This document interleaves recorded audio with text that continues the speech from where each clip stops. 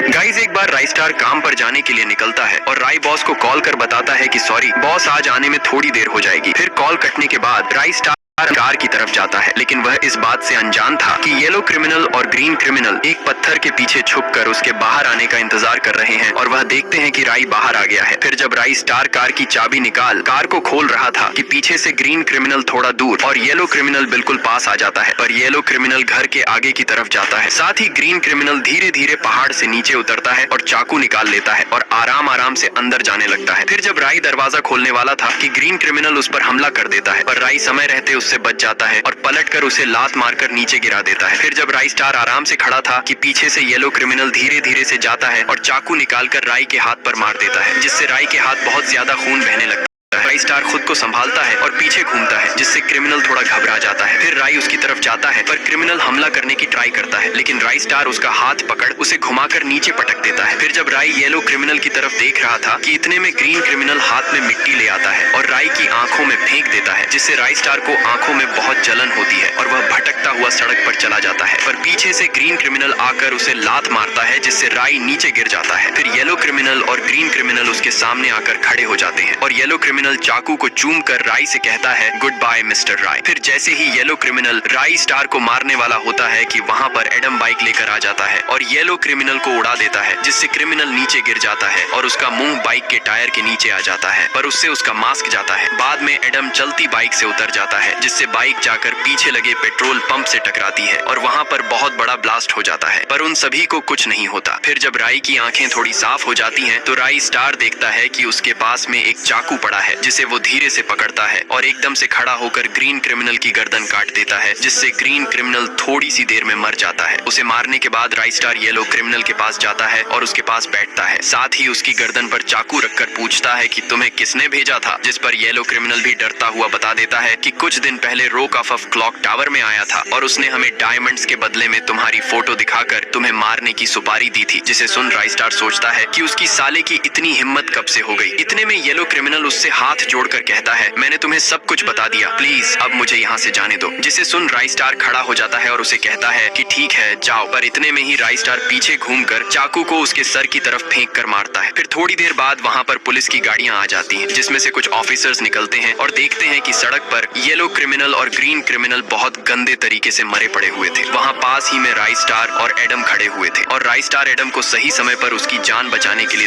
करता है। साथ ही कहता है कि आज तुम्हारी वजह से मेरी जान बच पाई है। फिर राई स्टार देखता है कि एडम की बाइक के टुकड़े टुकड़े हो गए हैं और वह पूरी तरह से जल चुकी है, जिसे देखकर राई स्टार अपनी कार की चाबी निकालता है और एडम को उसकी जान बचाने के लिए धन्यवाद करता है। साथ ही कहता है कि आज तुम्हारी वजह से मेरी जान बच पाई है। फिर राई स्टार देखता है कि एडम की बाइक के टुकड़े टुकड़े हो गए हैं और वह पूरी तरह से जल चुकी है, जिसे देखकर राई स्टार अपनी कार की चाबी निकालता है और एडम को उसकी कार रखने को कहता है। फिर राई स्टार चाबी को एडम के हाथ में रखता है और एडम से कहता है अब मुझे किसी और से मिलने भी जाना है, तो अब बाद में मिलते हैं। फिर जब रॉक ऑफ अपने घर में आराम से बेट के साथ बैठा वन पंच मैन शो को देख रहा था कि राई स्टार उसके गाँव में पहुँच जाता है और सीधा उसके घर की तरफ जाता है और बिना पूछे ही उसके घर में चला जाता है और राई स्टार को देख रोक डर जाता है और राई स्टार फोटो को उसके सामने फेंकता है और रोक के कुछ बोलने से पहले ही राई स्टार उसकी गर्दन पकड़ उसे हवा में उठा लेता है। साथ ही राई स्टार को उस पर बहुत गुस्सा आ रहा था, लेकिन फिर भी राई स्टार उसे छोड़ देता है और कहता है कि यह तुम्हारे लिए आखिर वार्निंग है। फिर राई स्टार वहाँ से जाने लगता है, लेकिन रोक अपने पास में रखे बैट को देखता है और उठाकर राई को मारने जाता है, पर राई बैट को अपने हाथ से ही तोड़ देता है, जिससे रॉक भी हैरान रह जाता है और राई स्टार एक बार फिर उसकी तरफ गुस्से से देखकर वहाँ से चला जाता है। पर इस बात से रोक को बहुत गुस्सा आता है और वह जोर जोर से चिल्लाने लगता है। फिर अगले दिन रोक किसी से मिलने के लिए ट्रेन में बैठकर कहीं जाता है और ट्रेन में उसके पास एंटोनियो और केली भी बैठे हुए थे। फिर ट्रेन से उतरकर रोक एक रेगिस्तान में जाता था और उसे वहाँ पर दोपहर से शाम और शाम से फिर से सुबह हो जाती है। वो चलता रहता है और वहाँ से वो बर्फीले इलाके में पहुँचता है, जहाँ पर उसे आगे जाने के लिए एक पहाड़ को पार करना था, जिस पर वो एक रस्सी की सहायता से चढ़ता है और जैसे ही वह फिसलने वाला था कि रोक एक कुल्हाड़ी को टॉप पर फंसा लेता है और ऊपर चढ़ जाता है। फिर आखिरकार वो एक जंगल में पहुँचता है, जहाँ पर उसे अपनी मंजिल मिल जाती है और उसकी मंजिल एक गुफा थी, पर वो ऐसी वैसी गुफा नहीं थी, क्योंकि उस गुफा से ही मीना सरोवर जाने का रास्ता शुरू होता है। फिर रोक ऑफ कुछ सीढ़ियाँ चढ़ता है और बिना किसी डर के अंदर चला जाता है है। बाद में जब वो अंदर रास्ता ढूंढ रहा था कि उसे कुछ सीढ़ियां दिखती हैं जिन पर चढ़ने के बाद वो एक अलग दुनिया में पहुंच जाता है, पर वहाँ पर एक निंजा आ जाता है। साथ ही वह रोक को घुटनों पर ले आता है। फिर उससे पूछता है कि तुम कौन हो। इतने में वहाँ पर कुछ निंजा और भी आ जाते हैं और रोक अफफ उनसे कहता है कि मैं राजा साहब से मिलना चाहता हूँ। जिसे सुन निंजा रोक के हाथों में हथकड़ी लगाते हैं और सब मिलकर उसे राजा के पास लेकर जाने लगते हैं। फिर जब निंजा रोक को ऊपर लेकर जाते हैं तो रोक देखता है कि उन लोगों ने एडम की गर्दन काटकर आग में डाल रखी है, पर वो बिना डरे राजा के सामने जाकर खड़ा हो जाता है और देखता है कि उन लोगों ने अलग अलग पिंजरों में इंसानों के कंकाल रखे हुए थे। साथ ही सामने राजा और उसके दोस्त बैठे हुए थे और उनका राजा और कोई नहीं, व्हाइट 444 था। फिर व्हाइट रोकऑफ से कहता है, हेलो रोक, सब कुछ ठीक तो है ना? पर रोक मना कर देता है। फिर व्हाइट पूछता है कि क्या हुआ, तुम इतने परेशान और डरे हुए क्यों हो? जिस पर रोक राइस्टार का नाम लेता है। साथ ही रोक बताता है कि राइस्टार इंडियन सर्वर का बेस्ट प्लेयर है, पर व्हाइट भी घमंड से कहता है कि मैं भी मीना सर्वर का बेस्ट प्लेयर हूँ। और व्हाइट अपने दोस्त से राइस्टार को मारने की कहता है। बाद में व्हाइट 444 के आदेश पर बहुत सारे निंजा घोड़ों पर बैठकर इंडिया सर्वर की तरफ चल देते हैं, पर उधर एक लड़की राइस्टार के पास जाती है और राइस्टार से उसके साथ एक सेल्फी लेने को कहती है और राइस्टार भी बच्ची का मन रखने के लिए नीचे बैठ जाता है और बच्ची के साथ सेल्फी खींचवा लेता है। फिर राइस्टार पानी पीने के लिए एक नल के पास जाता है, लेकिन घर के दूसरी तरफ निंजा आ जाते हैं, पर राइस्टार उनकी आवाज सुन लेता और एक घर के पीछे जाता है, क्योंकि राइस्टार ने देख लिया था कि एक निंजा वहाँ पर छुप कर बैठा है, जिसे राइस्टार पीट कर फेंक देता है। लेकिन इतने में ही और निंजा आ जाते हैं और वह राइस्टार को चारों तरफ से घेर लेते हैं। साथ ही राइस्टार देखता है कि एक निंजा छत के ऊपर बैठा हुआ है। फिर राइस्टार उनको आने की कहता है, जिसे सुनते ही सबसे पहले ऊपर वाला निंजा ही मारने के लिए नीचे की तरफ कूदता है, पर राइस्टार उसे एक ही पंच से गिरा देता है। जिसे देख पीछे से एक निंजा मारने की ट्राई करता है, पर राइस्टार उसे भी ढेर कर देता है। बाद में राई आगे भागकर एक निंजा की रोड उठाता है और जैसे ही सामने वाले निंजा मारने वाले थे कि राई रोड को आगे कर लेता है, जिससे वह बच जाता है और उन दोनों को जोर से धक्का देता है, जिससे वे भी नीचे गिर जाते हैं। फिर राई उनकी ही कटाना को उठाता है और सामने खड़े निंजा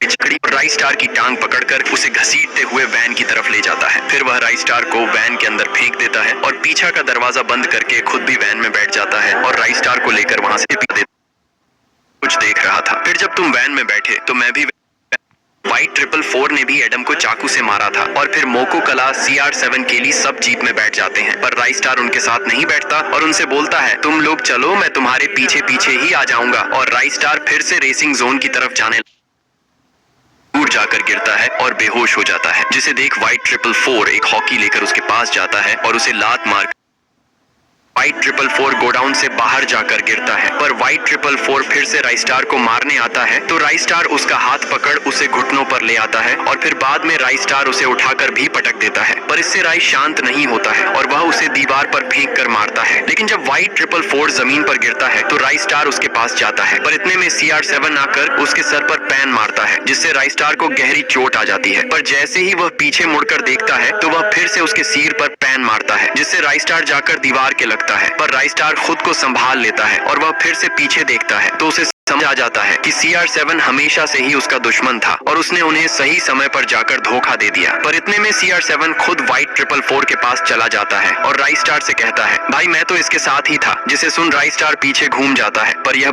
बाली सुन लेती है और वह अपनी पड़ी बंदूक को देखती है, जिसे उठाकर वह व्हाइट 444 के पैर पर गोली मार देती है, जिससे व्हाइट 444 हैरान रह जाता है और जल्दी से पीछे घूमता है। पर उसके पीछे घूमते ही केली भी खड़ी हो जाती है और फिर से व्हाइट 444 के ऊपर निशाना लगाने लगती है, जिसे देख व्हाइट 444 एक चाकू निकाल लेता है और CR7 की गर्दन पकड़कर उसे अपनी तरफ खींच लेता है और वह चाकू को उसकी गर्दन पर लगा लेता है। पर CR7 उनका पुराना दोस्त था, इसीलिए राइस्टार केली को गोली न चलाने का इशारा करता है, जिसे देख केली जल्दी से नीचे होकर बंदूक को जमीन पर रख देती है और पीछे हटने लगती है। पर व्हाइट 444 उसको छोड़ने की बजाय धीरे धीरे वहां से ले जाकर हेलीकॉप्टर में फेंक देता है और दरवाजा बंद कर देता है, सबको ऊपर की तरफ धकेलता है और छत की सहायता से हेलीकॉप्टर के पंख पर लटक जाता है। साथ ही राइस्टार पैर से दरवाजा खोल लेता है और फिर राइस्टार दरवाजा की तरफ कूद करने से पहले ही व्हाइट 444 CR7 को लात मारता है, जिससे वह जाकर राइस्टार से टकराता है और दोनों नीचे गिरने लगते हैं। पर राइस्टार एक हाथ से दरवाजे को पकड़ लेता है और साथ ही दूसरे हाथ से CR7 को भी गिरने से बचाता है। साथ ही राइस्टार CR7 को भी कहता है कुछ भी हो टाइट पकड़े रहना, जिसे सुन CR7 राइस्टार को हैरानी से देखता है और बोलता है भाई मुझे माफ कर देना, तुम हमेशा से ही एक अच्छे दोस्त और एक अच्छे हीरो हो। और इतना कहकर CR7 राइस्टार का हाथ छोड़ देता है और अपनी गलती के लिए अपनी मर्जी से मौत का रास्ता चुनता है। जिसे देख राइस्टार फिर से व्हाइट 444 की तरफ देखता है जो उसकी तरफ आ रहा था, पर जैसे ही वो राई को लात मारने वाला था तो राई उसकी लात पकड़ लेता है और उसे नीचे फेंक देता है, जिससे व्हाइट 444 तेजी से नीचे गिरने लगता है। पर राइस्टार उसके पीछे खुद भी नीचे कूद जाता है और दोनों जाकर गोडाउन की छत पर गिरते हैं, जिससे उन दोनों को कोई खास चोट नहीं आती है और दोनों खड़े होने लगते हैं। पर ठीक से खड़े होने से पहले ही राइस्टार व्हाइट 444 को पंच मार देता है, जिससे वह नीचे एक पानी से भरे पूल में जाकर गिरता है। पर व्हाइट 444 को पानी पर गिरता देख राइस्टार उसे फिर मारने की कोशिश करता है, पर वार देता है और उसे